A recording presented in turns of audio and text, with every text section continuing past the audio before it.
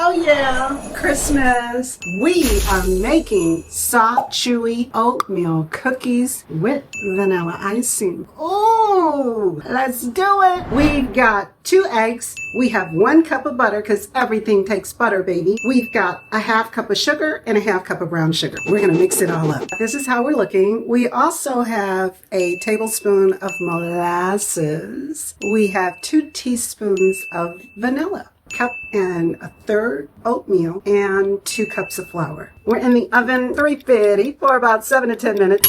Our cookies are done. Now we're gonna dip them in the icing. We've got powdered sugar, 1/2 tablespoon of milk, 1/4 teaspoon of vanilla. Take the cookie. Gonna let them cool. Cool, huh? We've got some chewy oatmeal cookies with icing. Such a great cookie.